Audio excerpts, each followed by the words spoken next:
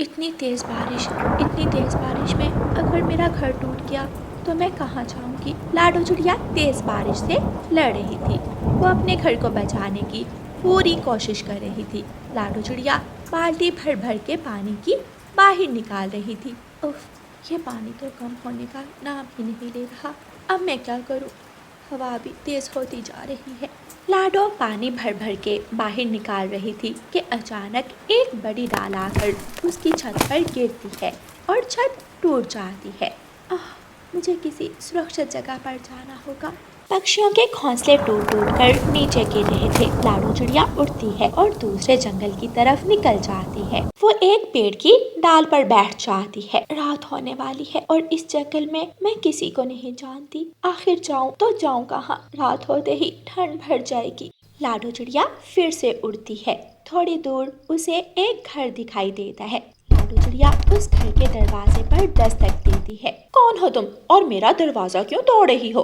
कवि बहन, क्या आप मुझे एक रात अपने घर में रहने की इजाजत दे सकती हैं?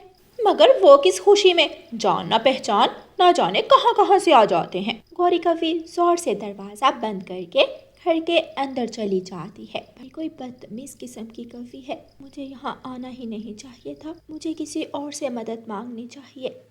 लाडो चिड़िया वहाँ से उड़ती है और तोते के घर की तरफ जाती है। लाडो चिड़िया तोते के दरवाजे पर दस्तक देती है। जी, कौन है आप और मेरे घर क्यों आई हैं? तोते भैया, रात हो गई है, क्या आप मुझे अपने घर में थोड़ी जगह दे सकते हैं? ना अभी ना, मेरी पत्नी बहुत गुस्सा होगी। मैं तुम्हें अपने घर नहीं लेकर जा सकता। लाडो चिड़िया वहाँ से भी उड़ती है और एक पेड़ पर जाकर बैठ जाती है। इस जंगल के तो सब पक्षी ही ऐसे हैं। मैं बहुत गलत जगह आ गई। लगता है मुझे रात इस पेड़ पर ही गुजारनी होगी। रानो चिड़िया वहाँ से उड़ते हुए जा रहे थे। उसके पास दवा थी। रानो चिड़िया लाडो चिड़िया के पास आती है। आप यहाँ क्या कर रही हैं? हमारे जंगल में तेज तूफान और बारिश आ गई, जिसकी वजह से हमारे घर भी टूट गए। मैं बहुत मुश्किल से जान बचाकर यहाँ तक आई।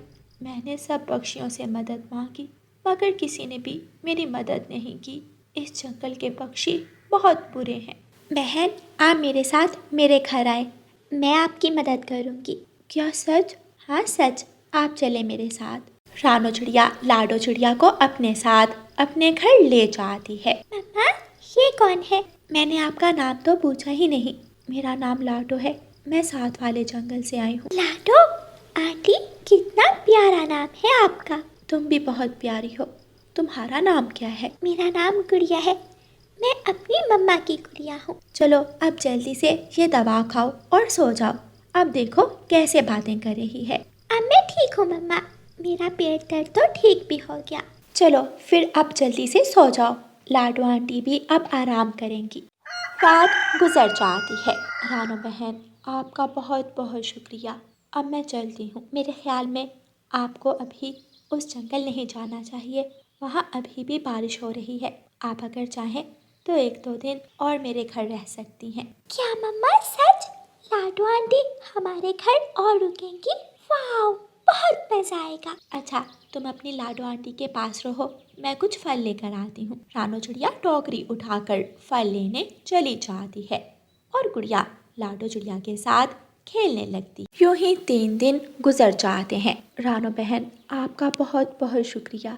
आप मुझसे मिलने मेरे जंगल ज़रूर आइएगा। हमारे जंगल के फल बहुत स्वादिष्ट हैं, आपको भी अच्छे लगेंगे और गुड़िया को भी अपने साथ ज़रूर लेकर आइएगा। हाँ, मैं ज़रूर आऊँगी आपके जंगल। वाह गुड़िया, आपकी तो लाडो आंटी के साथ बड़ी दोस्ती हो गई है। इसीलिए तो कहते हैं रिश्ते एहसास के होते हैं और मेरा और गुड़िया का रिश्ता बन गया है। अब लाडो गुड़िया को गले से लगाती है और फिर अपने जंगल के लिए निकल जाती है। वक्त गुजरता गया और रानो चिड़िया वाले जंगल में अनाज की कमी हो गई। अगर हमारे जंगल में बारिशें होती तो हमारे जंगल में भी खूब फल होते। साथ वाले जंगल में खूब बारिशें हुई है, वहाँ तो बहुत सारा फल होगा। हाँ, क्यों ना हम सब दूसरे जंगल चले जाएं।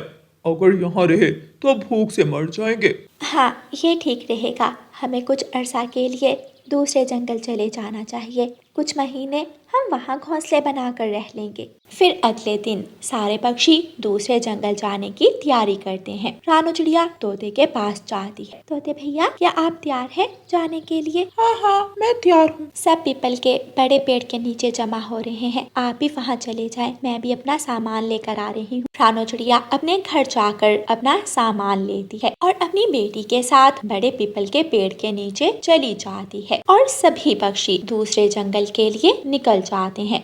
जब सारे पक्षी दूसरे जंगल पहुँचते हैं तो वहाँ का मौसम देखकर परेशान हो जाते हैं। यहाँ तो बहुत ज्यादा ठंड है, हम यहाँ कैसे रह सकते हैं? अब तो हम वापस भी नहीं जा सकते, अंधेरा भी होने वाला है। मम्मा, लाडो आंटी भी तो इसी जंगल में रहती है, चले हम उनके पास जाते हैं। हाँ, मगर उनका घर ढूंढना होगा। मम्मा, लाडो आंटी ने मुझे बताया था उनका घर बड़े बड़े पहाड़ों के पास है। पहाड़ तो उस तरफ है, चलो हम चलते हैं।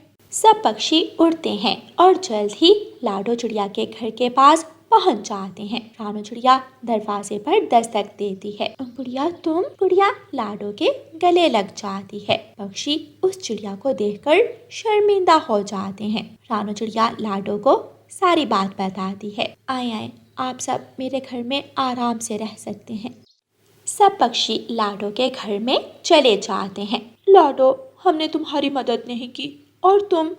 मैं भी। वो? आप सब परेशान ना हो। वो कहते हैं ना, जिसके पास जो होता है वो वही दूसरों में बांटता है। जिनके पास प्यार और अपनायत हो वही दूसरों को खुश आमदीद कह सकते हैं। तोते भैया, हमारी बेइज्जती नहीं हो गई? लगता तो मुझे भी ऐसा ही है, मगर हमने भी तो गलत किया। फिर लाडो चिड़िया सबको खाने के लिए मज़ेदार फल देती है और वो सब मज़े मज़े से फल खाते हैं। प्यारे दोस्तों, इस कहानी से हमें सीख मिलती है कि हमें मुश्किल समय में हमेशा दूसरों की मदद करनी चाहिए, क्योंकि मुश्किल समय कभी भी किसी पर भी आ सकता है। और प्यारे दोस्तों, इस कहानी को लाइक, अपने दोस्तों के साथ शेयर और चैनल को सब्सक्राइब करना बिल्कुल मत भूलना। आपका धन्यवाद। रानू चिड़िया की ऐसी कहानियाँ सुनने के लिए YouTube सर्च बार में रानू चिड़िया की कहानी लिखें या फिर ये बटन दबाकर बोलकर कहें रानू चिड़िया की कहानी। गौरी कव्वी और कालू कौवा एक दूसरे को बहुत पसंद करते थे। जल्द ही उन दोनों की शादी भी हो जाती है। गौरी जी, बताएं आपको आज क्या खाना है? मैं अभी आपके लिए लेकर आता हूँ। कालू जी, आप कितने अच्छे हैं, मेरी हर बात मानते हैं, मेरी सारी जरूरतों का कितने अच्छे से ख्याल रखते हैं। इतनी सुंदर पत्नी है मेरी, इतना ख्याल रखना तो बनता है मेरा। कालू कौवा हर रोज जंगल से ताज़ा ताज़ा फल ढूंढकर गौरी कव्वी के लिए लाता। वो दोनों बहुत खुश थे। एक दिन कालू कव्वे को नदी पर एक कव्वी मिलती है। कालू कौवा उस कव्वी को देखता रह जाता है। ये कव्वी तो गौरी से भी ज्यादा सुंदर है, क्यों ना मैं इसे दोस्ती कर लूं, बात करके देखता हूँ। कालू कौवा उस कव्वी के पास जाता है। आपको पहले कभी नहीं यहाँ देखा, क्या आप नई आई हैं इस जंगल में? मैं इस जंगल में कल ही आई हूँ, क्या आप भी यहाँ ही रहते हैं? हाँ, मैं यहाँ ही रहता हूँ। आपका नाम क्या है? मेरा नाम सुंदरी है। आप भी बिल्कुल अपने नाम की तरह सुंदर हैं। कालू कौवा नदी पर बैठकर बहुत देर तक उस कव्वी से बातें करता है। कालू जी ना जाने कहाँ रह गए, जब आकर वो अंडा देखेंगे तो खुशी से पागल हो जाएंगे। ऐसी अच्छी खबर के साथ मुंह मीठा करना तो बनता है। मैं उनके लिए मीठी खीर बना लेती हूँ, खुश हो जाएंगे। गौरी कव्वी खीर बनाने लगती है। वो आज बहुत खुश थी। रानू चिड़िया भोजन लेकर अपने घर जा रही थी। जब वो गौरी के घर के सामने से गुजरती है तो उसे गौरी के घर से खीर की खुशबू आती है। रानू चिड़िया गौरी कव्वी के घर जाती है। गौरी बहन, क्या आज फिर आप खीर बना रही हैं? और ये अंडा, बहुत बहुत बधाई हो आपको। हाँ चिड़िया, मैं आज बहुत खुश हूँ। कालू जी के लिए मैं खीर बना रही हूँ और हाँ, तुम्हें भी देकर जाऊंगी। रानू चिड़िया अपने घर चली जाती है। कुछ देर बाद कालू कौवा घर आता है। कालू जी, आपके लिए एक बहुत अच्छी गुड न्यूज़ है। गौरी, मैं आज बहुत थक गया हूँ, मुझे आराम करना है। कालू जी, मैं आपको ऐसी चीज दिखाऊंगी, आपकी सारी थकन उतर जाएगी। अब बोल भी दो, क्या है ऐसा?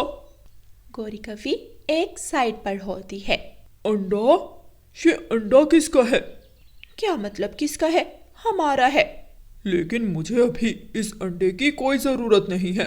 गोरी कवि के तो होश ही उड़ जाते हैं।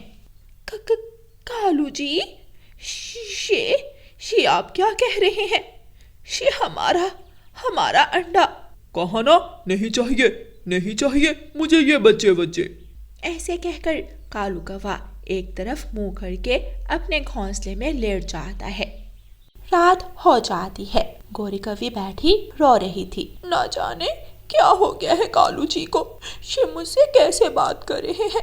आज से पहले तो कभी ऐसा नहीं हुआ। मुझे माफ कर दो मेरे बच्चे, मैं तो तुम्हारे आने की खुशी भी ना मना पाई। सारी रात गोरी कवि की रोते हुए गुजर जाती है। रानो बहन, ना जाने क्या हो गया है कालू जी को, वो तो ऐसे कभी भी नहीं थे, वो बदल क्यों गए हैं? गौरी बहन सब्र रखो, सब ठीक हो जाएगा। हम कालू भाई को समझाएंगे, सब ठीक हो जाएगा। मैं चलती हूँ, मेरा अंडा अकेला है। गोरी कवि वहाँ से चली जाती है। कालू कौवा फिर से नदी पर जाता है। सुंदरी कवि भी वहाँ आ जाती है। कालू जी, मुझे सोने का हार बहुत पसंद है। अगर आपने मुझसे शादी करनी है तो आपको मुझे सोने के 5 हार बनवा कर देने होंगे। बनवा दूंगा। और कुछ? और मैं चाहती हूँ उस घर में सिर्फ आप और मैं ही रहें। आपको पहले अपनी पत्नी को छोड़ना होगा। कालू कुछ पल के लिए सोचता है और फिर हाँ में अपना सर हिलाता है। गौरी कवि घर में बैठी हुई थी कि दरवाजे पर दस्तक होती है। लगता है कालू जी आ गए। गौरी कवि जल्दी से दरवाजा खोलती है तो वो देखती है कि कालू सुंदरी को बिहाकर घर ले आया था। ये कौन है? आप जो इतने दिनों से मेरे साथ ऐसा बुरा व्यवहार कर रहे थे, क्या वो इसी वजह से था? अब रोने धोने का कोई फायदा नहीं है। कालू जी मुझसे मोहब्बत करते हैं और इसीलिए हमने शादी कर ली है। तुम निकल जाओ अब यहाँ से। कालू जी, क्या मैं चली जाऊं? अगर तुम नहीं रहना चाहती तो मैं क्या कह सकता हूँ? गौरी कवि दुखी दिल के साथ अपना अंडा उठाती है और घर से निकल जाती है। रास्ते में उसे रानो चिड़िया मिलती है। गौरी बहन, आप ये अपना अंडा उठाकर कहाँ जा रही हैं? कालू जी ने दूसरी शादी कर ली और मुझे घर से निकाल दिया। कालू ने ये तो बहुत गलत किया। गौरी बहन, आप अंडे को लेकर कहाँ जाएंगी? आप मेरे घर आ जाएं। जब आपका बच्चा आ जाएगा तो आप अपना घर बना लेना। रानो चिड़िया गौरी कवि को अपने घर ले जाती है। कालू कौवा सुंदरी का बहुत ख्याल रखता था। वो उसकी हर बात मानता था। काश कालू जी आप मुझे पहले मिले होते, कितने अच्छे हैं आप। सुंदरी नदी पर जाती है। गौरी कवि भी नदी पर बैठी हुई थी। तुमने मेरा घर बर्बाद किया है, तुम खुद भी कभी खुश नहीं रह पाओगी। चली जा यहाँ से। कालू मुझसे मोहब्बत करता है, मुझसे भी वो मोहब्बत ही करता था। मगर कालू जैसे कौवे सच में किसी से मोहब्बत नहीं करते। तुम भी बर्बाद होगी, बहुत जल्द होगी। इतना कहकर गौरी कवि वहाँ से चली जाती है। यूं ही दिन गुजरते के एक दिन जंगल में एक अमीर कवि आती है जो बहुत अमीर थी और सुंदर भी। कालू कौवा उस कवि के पास जाता है। सुंदर कवि, आपको कहाँ जाना है? कितना हैंडसम है ये कौवा। मैं ये जंगल घूमने आई हूँ, क्या आप मुझे जंगल दिखाएंगे? हाँ, क्यों नहीं। कालू कौवा उस कवि को लेकर झरने पर जाता है। रानो चिड़िया कालू कौवे को देख लेती है। वो जल्दी से जाती है और गौरी और सुंदरी को वहाँ लेकर आती है। सुंदरी रोने लगती है। मुझे तो लगा कालू जी को मुझसे मोहब्बत हो गई है, अब एक और।